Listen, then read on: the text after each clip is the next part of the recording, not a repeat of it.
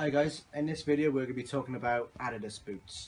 Now we do quite a few Adidas boots for different positions of a rugby team. We're just going to go through them now and talk about the advantages of having them. So first off, the Kakaris. They're good for the front five, anywhere in the front five, so props, hookers, second rows. Can be useful for the back row as well if you have a back row who wants that bit of extra grip. One advantage of the Kakaris is they're a wider fit. They have like this extra molded stud at the bottom there, which helps with your drive. 8 studded boots, like I said, a good all-round boot for your front five. We do two different types. There's an Adi Power and a Regulate.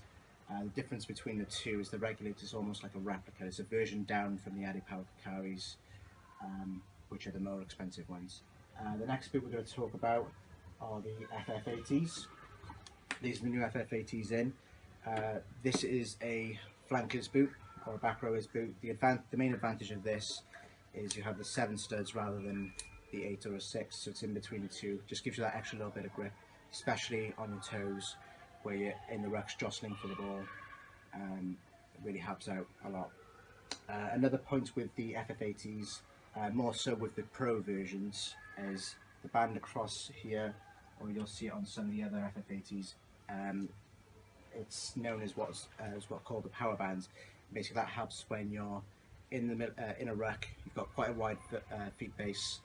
Your feet are pushing over the base of the boot. Basically, what that power band does is keeps your foot across over the base of the boot. Gives you nice stability.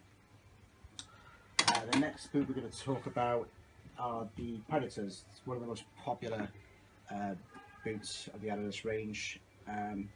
Specifically designed for 10s or 15s, basically any at the back, well, anyone who kicks. The reason for this being is that it has asymmetrical lacing and also has this rubber on the side there, which helps with the spin and impact of the ball once you're kicking. Also on the bottom here, you'll see you've got 6 studs and other molded studs, which basically help with stability, which is very important when you're setting your feet when goal kicking. The next boot we'll talk about then is the Incursors. The Incursors is basically just a version down from the Predators. It has 6 studs, so pretty good for anywhere across the back line.